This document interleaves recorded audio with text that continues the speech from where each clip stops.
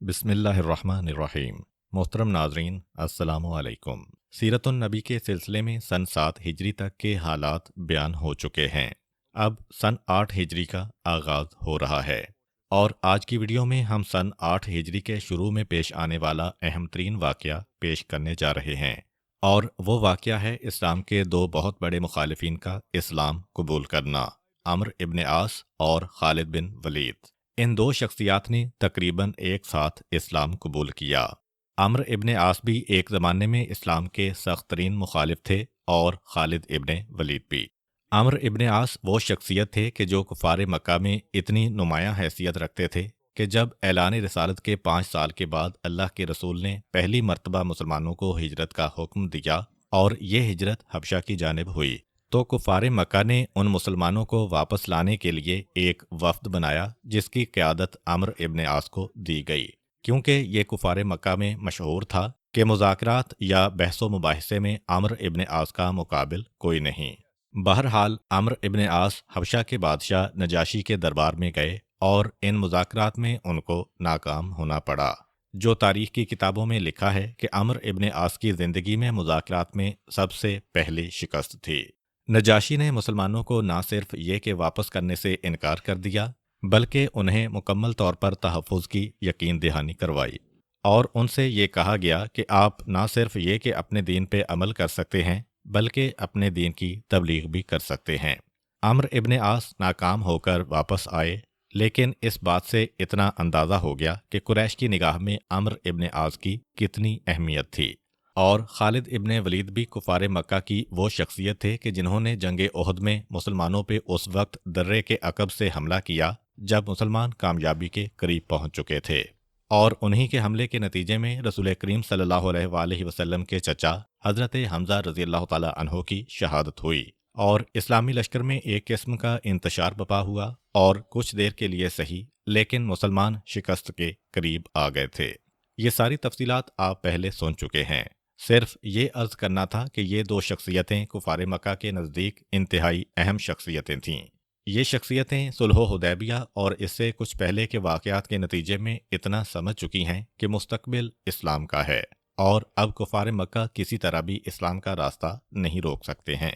इन्होंने इस्लाम के मुस्तकबिल को पहले से पहचान लिया, चुनाचे इस्लाम कबूल करने का इरादा किया और दोनों के इस्लाम लाने के बारे में वाक़यात कुछ इस तरह हैं कि सन 8 हिजरी के अवाइल में दोनों एक ही वक्त में मक्का से निकले, लेकिन अलग अलग।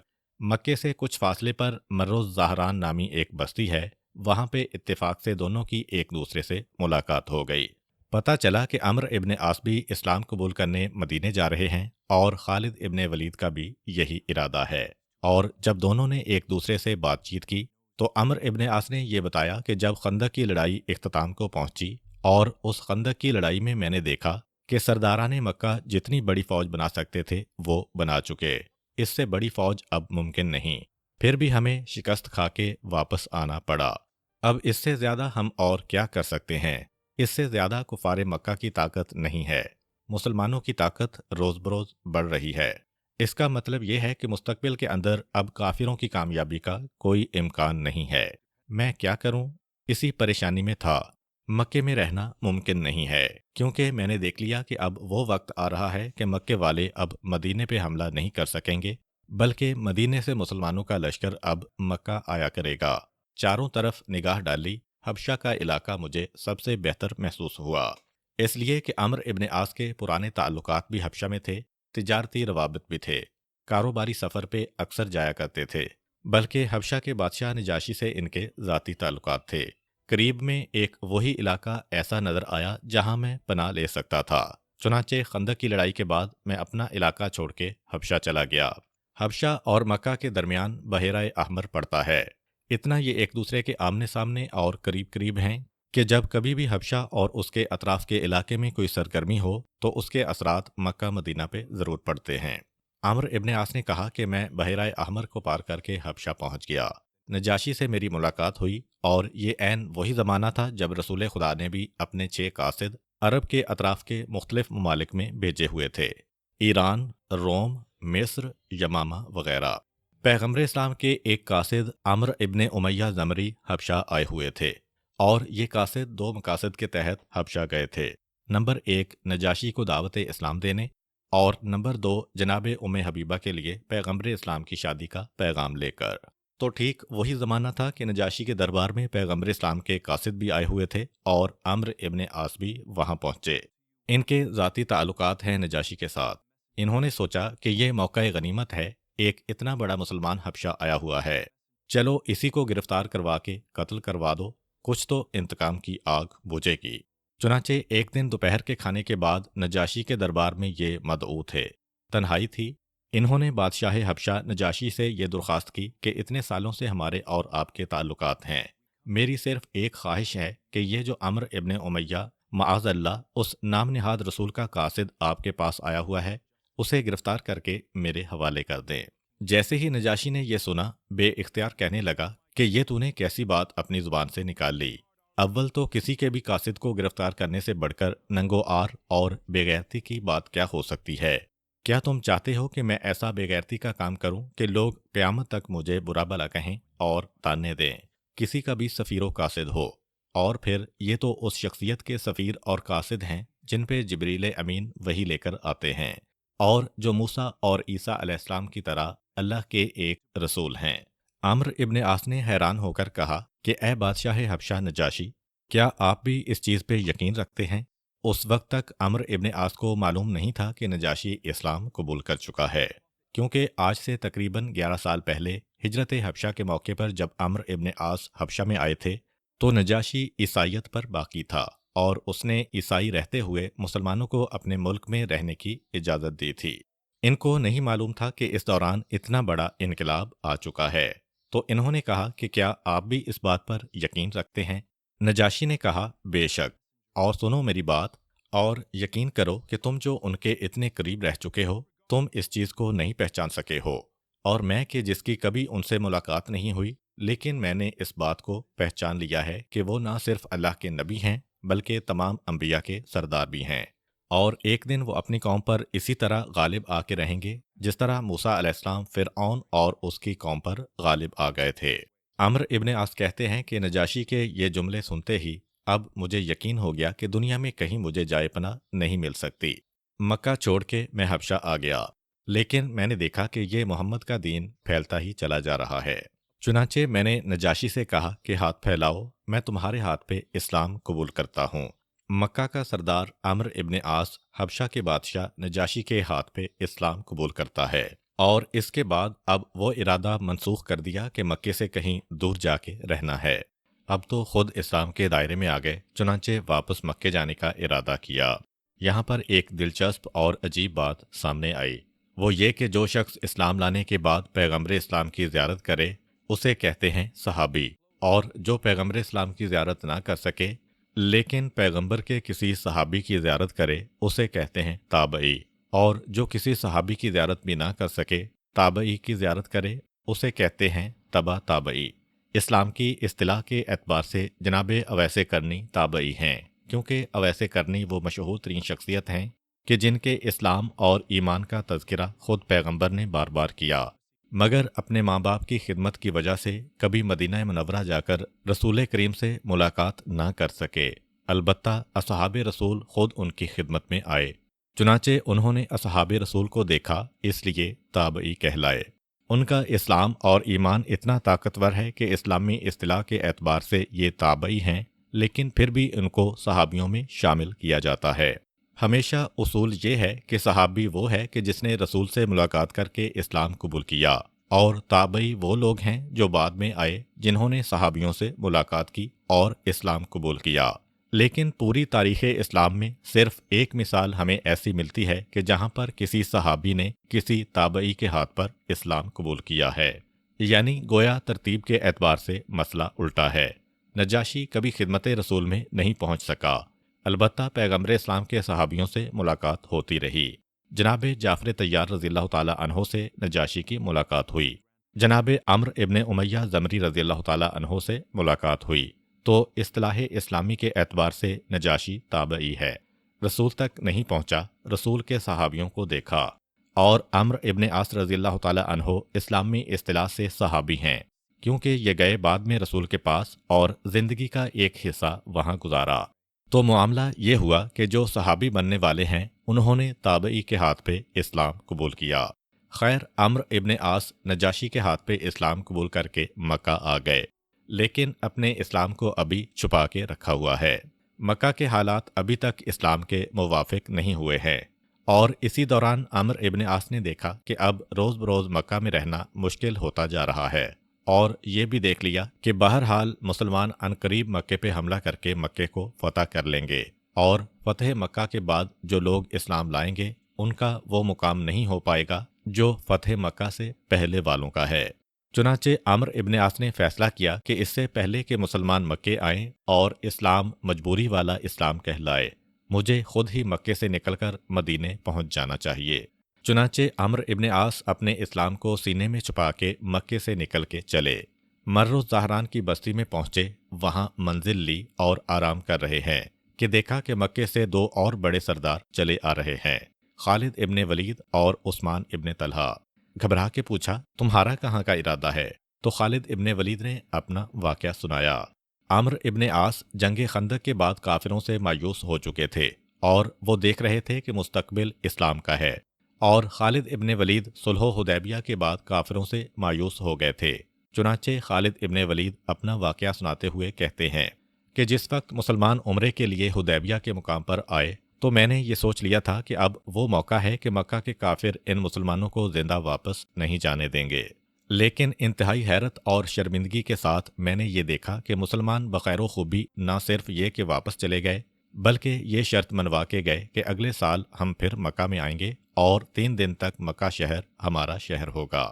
خالد ابن ولید کہتے ہیں کہ یہ معاہدہ میری سمجھ میں نہیں آ رہا تھا، اور میں نے سوچا اب مکے والے اتنے پست ہو گئے ہیں، اتنے کمزور اور اتنے بے غیرت ہو گئے ہیں، اس کا مطلب یہ ہے کہ آئندہ کبھی کامیابی ان کا قدم نہیں چوم سکتی ہے۔ اسی دوران میں نے بغیر مکے والوں کے مشورے کے خود ہی ایک چھوٹی سی فوج تیار کی اور پیغمبر پر کئی مرتبہ حملے کی کوشش کی، لیکن ہر مرتبہ مجھے ناکامی ہوئی۔ یہ صلح حدیبیہ کے دوران کی بات کر رہے ہیں۔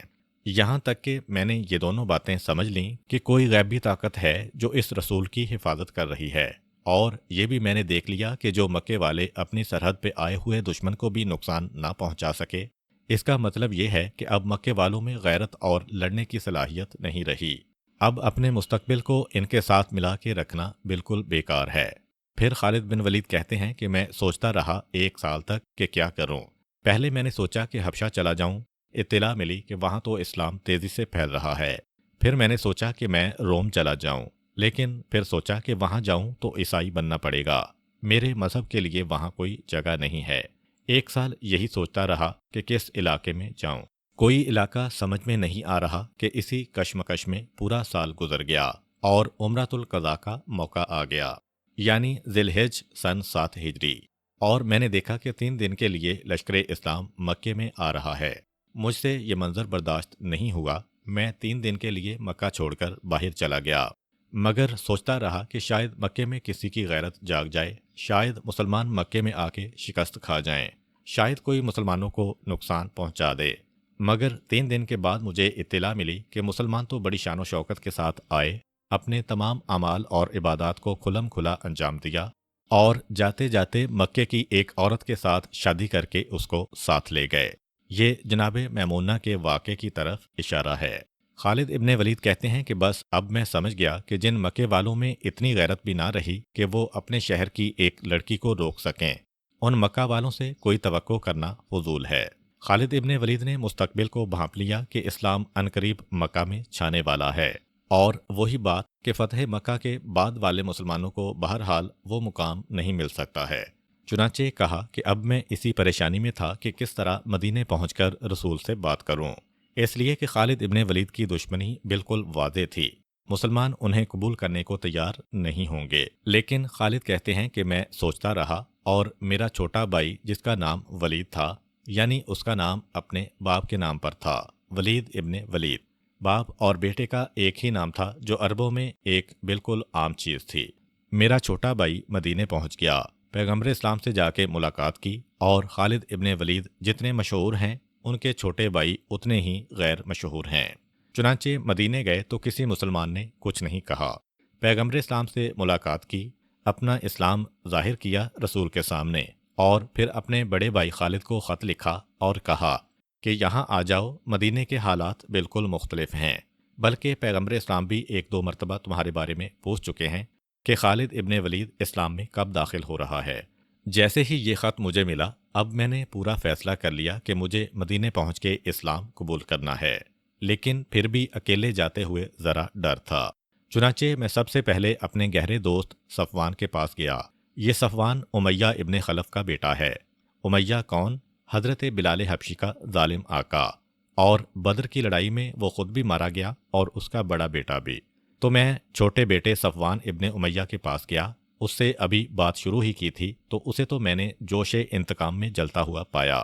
اس کا باپ بھی مارا جا چکا ہے مسلمانوں کے ہاتھوں، اس کا بڑا بھائی بھی مارا جا چکا ہے۔ میں نے دیکھا کہ اس سے تو بات کرنا ہی مناسب نہیں ہے، یہ میرا ساتھ تو کیا دے گا، الٹا مجھے بھی روک دے گا۔ پھر میں گیا اکرمہ ابن ابو جہل کے پاس۔ اکرمہ کو بھی میں نے دیکھا کہ اپنے باپ ابو جہل کی وجہ سے جوش انتقام سے بھرا ہوا ہے۔ آخر میں نے سوچا کہ میں اکیلے ہی نکلوں۔ نکلتے نکلتے یہ عثمان ابن طلحہ مجھے مل گیا، اور اب ہم دونوں مدینے جا رہے ہیں۔ عمرو ابن عاص نے اپنا واقعہ سنایا، کہا میں بھی مدینے جا رہا ہوں۔ چنانچہ سن 8 ہجری کا دوسرا یا تیسرا مہینہ چل رہا تھا جب یہ تینوں مدینے پہنچے، اور وہاں جا کے اپنے اسلام کو ظاہر کیا اور باقاعدہ طور پر اسلام قبول کیا۔ پیغمبر اسلام صلی اللہ علیہ وآلہ وسلم نے ایک مرتبہ خالد ابن ولید کے چہرے پر پریشانی کے آثار دیکھے۔ کہا کیا بات ہے؟ کہا اللہ کے رسول، جنگ احد میں اور اس کے بعد بھی میری تلوار سے کچھ مسلمان مارے گئے ہیں، میں ڈرتا ہوں کہ مدینے کے اندر کوئی مجھ سے انتقام نہ لے لے۔